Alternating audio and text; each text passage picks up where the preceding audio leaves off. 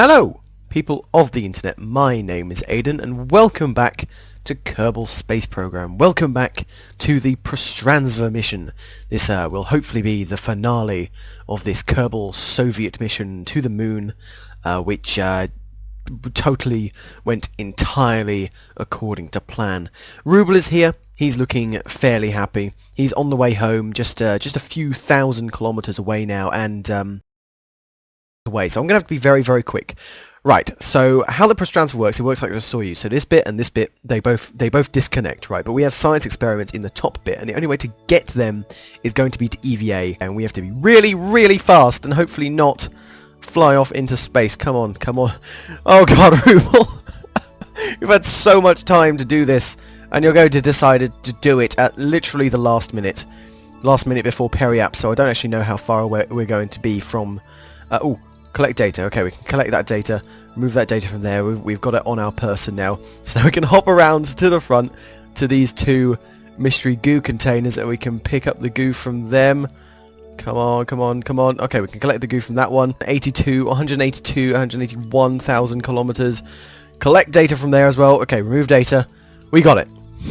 We got them all. Now we just have to get back in the spacecraft. Oh my word, this is a very intense way to start the episode, and it's only going to get more intense because of course this is going to be the fastest re-entry we have ever done, over 3 kilometers per second, and really we've only re-entered from kind of low Kerbin orbit. It doesn't have any extended ladder or anything because I don't believe we've unlocked them yet, so we just have to rely on the ladder that's actually attached to the capsule here. I can't really see how close F you, go F yourself, and now we can get back on. We're on board, and all of the science data from these has been collected. There we go. Oh my goodness, that could have gone so wrong. But now Ruble is able to take the time. Now that he's had all the time in the entire universe, I think it was about 3 days to get back from the moon, to do that, and he decided to do it in the last sort of three-ish minutes before re-entry, which is incredibly dangerous. You don't want to be doing that. But now he can simply relax. He has all the scientific data he needs, and he can just watch his homeworld getting closer and closer at an ever-accelerating rate. Truly, Ruble will be celebrated as a great man of Kerbal communism and the great species that the Kerbals are. We have a lot of fuel left, actually. That is a lot of fuel, considering we very easily could have gone into orbit around the moon, but I'm skittish like that. And would you not say that this was a hell of a lot better? It's just a few seconds until atmospheric interface, as they call it. Now, so 100 kilometers in altitude, we are going to go ahead and separate the capsule from the fuel and the scientific stages. We've got all the science. It's a bit bloody late if we haven't got all the science. So, Ruble, you've journeyed a long way with this spacecraft, and now it is time to separate it. There you go. A bit of a low frame rate there. Don't know what that was all about, but there we go. The Kalishnikov, it's a signature Soyuz-like separation there, and as the two pieces drift apart, Ruble knows that he is on his way home.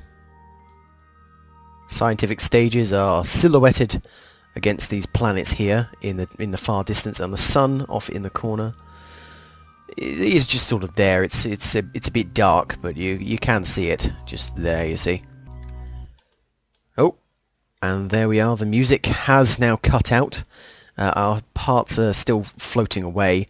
We know from last time that this re-entry can be a little bit unruly because we just have one parachute on the side there, and that can cause some issues. I don't really know what would be the best way to deal with this. I'll tell you what, we actually did something very accidentally very good there. We separated them towards the normal and anti-normal nodes, so one's going north, one's going south, which means that there's no chance that they'll smash into us due to, you know, having different drag or anything. Because if we'd had that one following behind us, which is now over 200 meters away, that's not bad, is it really? Ruble has studied the atmosphere for many, many years, and he knows the dangers that re-entry poses upon his spacecraft as he enters. And here we go. We can see it now. The SAS is trying to fight the aerodynamic forces. As it goes faster and faster and deeper, the airwaves, like the sound waves that are emanating away from the spacecraft get pushed closer and closer and closer, in just the same way that happens with a sonic boom. They get pushed closer and closer and closer, generating more and more heat. It's not actually friction that causes the heating of a spacecraft during re-entry. It's the airwaves getting pushed closer and closer and closer, and it like increases the pressure rather than really the heat. And obviously heat translates into pressure in most circumstances. This is why like the center of the Earth is kept so hot, as well as radioactive decay. But this is the fastest re-entry ever performed in the Kerbal Space program, and we do appear to be slowing down fairly quick, actually. However, the spacecraft is tumbling. I wouldn't like to be Ruble right now. Oh god. The spacecraft is finding its natural place to sit. I'm thinking that we want to try and get towards the... like that. Atmospheric re-entry effects don't seem to work for me at all. There's supposed to be like all this burning going on here, but it just sort of glows orange a bit. Just under 3 kilometers per second now. Slowing down very, very quickly. And the re-entry effects are being felt. Ruble seems pretty calm at this time. Ruble can see into the distance. You can feel the spacecraft getting warmer. It's quite scary, but he knows that he is home. He knows that this is just the final trial of a great, perilous journey which he has succeeded upon. He's going to land in this large ocean here. Oh yeah, quite easily. Look at that. The stabilization system is able to keep the spacecraft fairly level while re-entry happens. We're just under orbital speed now. Ruble's got out some popcorn and he just sort of placed it on the floor, down by the side where it's hottest, and you can see the bag sort of expanding and it's popping a little bit. It's quite nice. It's not too bad. Oh, we don't want to do that though. That makes it a little bit shaky. Actually, that's really very shaky. Oh goodness me. That's glorious. That is. That's like a sort of propaganda shot that you can see there. You can imagine like this all being that sort of red and orange colours as well, and then there being like the face of Lenin just over here where my cursor is.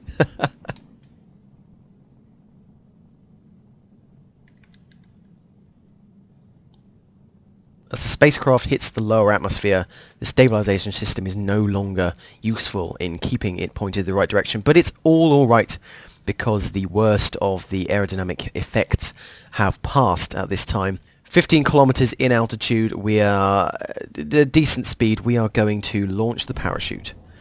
Parachute is launched, and the G's are climbing once again, and Ruble is not too happy about that. Oh my goodness. Yeah, that's not really what you want to see when you've just been like out of the atmosphere for so long, out of gravitational influence. Really an ideal way to re-enter. As Kerbin's atmosphere envelops his spacecraft, Ruble thinks back over the last week and a bit, perhaps even a month. I don't know how that translates to real time. Quite a long time, I imagine, for little green squid things. Not really squids, but squishy things. He thinks back over his last few days, and it truly was a pioneering activity that shall not be soon forgotten. Not by Ruble, not by anyone in his country, or by the entire Kerbal race. Great steps were being made forwards in the realms of space travel. Ruble was just one of the great pioneers, and now, as he returned home to softly land in the ocean, at least he hoped. He had no guarantees, if we're totally honest. He wondered. For so long he had longed to be back on the surface, the safe surface of Kerbin. But now, it seems as though the void was calling to him. He could hear it for a short time, and he really was there for a long time. Many days, he spent many nights in the space capsule. And now it seems as though he would long to go back to space once again. The spacecraft gently rocked in the breeze as it descended. And this was not concerning to Ruble. What I think would be most concerning is the fact that he's totally on the side for a really, really long time. But at least he can feel the coldness of the air. He can hear the waves below him, and he knows that air is having an effect on his spacecraft. He is no longer in the void. The thoughts of the void calling to him, and that mysterious dot in the distance, begin to fade from his memory. But they shall not fade forever. Soon Ruble shall be back to space, I can assure you. 6,600 even, 500 meters, and full deployment confirmed. Ruble, you are home. You have dropped to a total speed of 5.6 meters per second. It's the slowest you've been going all week, and you have returned to us. You are safe. He looks a bit confused, and that was a bit quite scary. He just bolted to face straight towards me, and now he's just staring. Yeah, this long journey may have had some unwanted effects upon Ruble, more than just physical. Do you think we could get a doctor to see him right away? You know, and maybe take a few armed guards in there as well, because we don't know what he might do. Yeah. Would that be okay? Yeah. You can't hear me. You can hear me? Oh crap. Here we come, just 30 meters away from the surface of the ocean here. No land is to be seen anywhere around him. He's not far from these islands here, but and we totally missed the splashdown. Whoops. Oh dear. I was about to come in and say about the spacecraft sitting easily on its side there, but apparently not. We have to hope that the Navy gets here soon to be able to pick him up, because I wouldn't really want to sit in this. It kind of seems to be slowly sinking. So Ruble is home. He is happy about it. He is joyous. The whole of the People's Republic of United something or whatever the bloody hell I called it, rejoices at his return, the great victory of communism, blah blah blah blah blah blah blah blah blah. We'll just sort of dub in some communist propaganda there. That'll be fine. Wow, not bad. That mission gave us 213 science. The money returned isn't fantastic. It's just a command bod, the parachute, and the monopropellant, which we haven't discovered yet. And of course, Ruble Kerman is back. He's back in action. He's not totally collapsing and being reduced to junk level. He is home, he is back, he is happy, and he's doing well. The scientists in the Research and Development Complex have been poring over the scientific data returned from the Prostranstva mission. With 241 science, we can unlock a decent amount of these. These ones down here are all 90 science, and these ones here, the next tier along, is 160 science. So we have a couple of choices. Either we could get 2 of these and then get the general construction, which is 45 science, leaving us with about 16.5 science. I think that's that shows my ability at mental maths. Either that, or we can get 1 in this tier here, the 4th tier, and 1 in the 5th tier, which either way will potentially be useful. Or we can get 1 that costs 90 and 1 that costs 160. Now I'm just going to spend way too much time trying to figure out what I actually want. So, oh, quick side note. Yeah, my mental maths is fairly crap, because 90 plus 160 is 250. So we can't get 1 in tier 4 and 1 in tier 5. Damn it. Okay, so here's my thought process. We don't need the bigger rockets yet, because we're doing absolutely fine as we are, and we don't particularly need to launch anything really heavy. I would quite like that smaller engine, but we've been doing alright without all the fuel ducts. We've been doing alright without all of these. General construction, don't really need it. I suppose that's why it's the only one that's not unlocked on tier 3 there. I would really like this Probodobodyne OX20. OKTO. OX20, where'd that come from? And the RCS is obviously very useful. Deluxe Delta winglets doesn't matter because we have Fire Spitter winglets that do exactly the same thing with the inbuilt aileron. Then down here, this is quite obvious because I want this will be extra science, and this will open up the ability to make a space station, and then that would be useful but not entirely needed right now. So I'm thinking that we research space exploration and we research fuel systems. There we go. Just because it gives me the smaller, this one, the Rockomax 48-7S, which will be much better for small drone landers.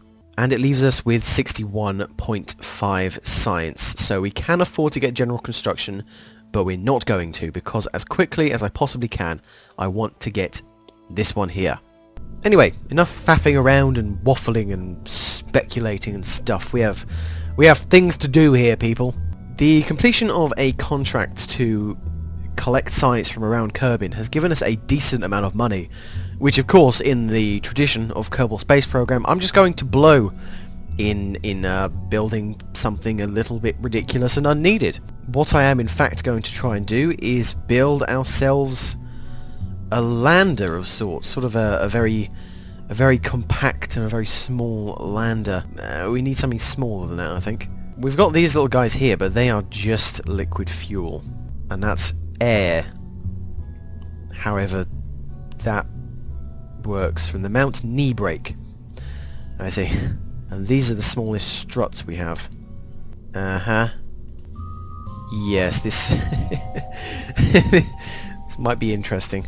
So the plan is to simply place a lot of these engines along the outside like this, but that is not going to work. Oh, wait. That's weird. I have cheated the system. Now, an electric-powered spacecraft is nothing without electric generation, so there you go, just have them there. Why not? And then I need to wait a way to actually land. Oh, we do have these though. It's a bit massive for what it is, because we only have these landing gear, we only have this quite unnecessarily large tank here, we only have the Stay Putnik, we only have the bloody massive struts here. Not so great, but you know what? It's early days. It's early days. Just have to find a way to link these up, because else they're not going to work. There we go. That'll do it. Probably. Let's go for a test. It's a test launch. We're going to test things. There you go. It lifts quite a long way off the ground with those landing gear, I have to say. But yes, first test, I just want to see if I can sort of take it up a bit and then land it. Actually, the first test, indeed, is to see whether all of the air... Oh, God! Up, up, up, up, up, up, up, up, up, up, up, up, up, oh. Wait, I missed the button. Stop! Okay, there we go. These landing legs are quite robust. Considering this is going to be designed for the moon, I actually think that we don't need that much force. I thought I'd need those 3 engines, but they appear to be kind of strong, and they're burning down the fuel really rather quick. I mean, it takes just over the second notch down here to completely take off. That may be a problem. You need a bit of a dead zone when it comes to landers, so back to the drawing board. What I'm going to do is simply remove the middle one. Another thing we can potentially do is lower the thrust limiter like this.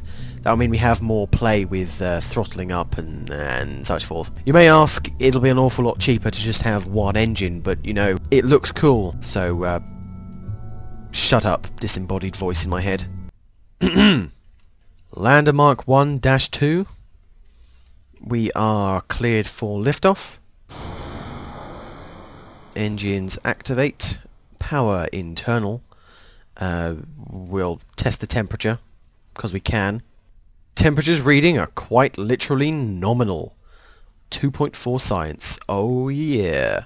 We'll go to, say, 100 meters. So that's 174 meters. So 100 meters above where we are currently. Let's do that. Oh, there we are. We are lifting off slightly. We're going... Ooh. Right, so we're looking for 174 meters up there in the top. We're going off to the side a little bit here. Okay, you're leaning sort of the opposite direction to a prograde marker, and the same direction as a retrograde marker to bring it back under control. So if we're going down, this will switch over to a retrograde. Oh, we've gone too high. Okay, we've gone over 100 meters. Just sort of hopped up a bit. We're higher than the vehicle assembly building now. And now we are coming back down. Yep, you see here we need to go onto the retrograde. Burn a bit harder, burn a bit harder, burn a bit harder. A bit softer, a bit softer, a bit softer. Right, okay. Okay, coming in. Coming in rather quick. Getting a bit close to the side there. Gonna burn a bit hard. Oh! Touch down, bit of a wobble. But we're down. Water out of our fuel there, which isn't too bad, but I'm not really sure how we can incorporate more fuel into this design. This is a very, very crude design, but I think it shows a good proof of concept, I guess, for a thing that can actually go up.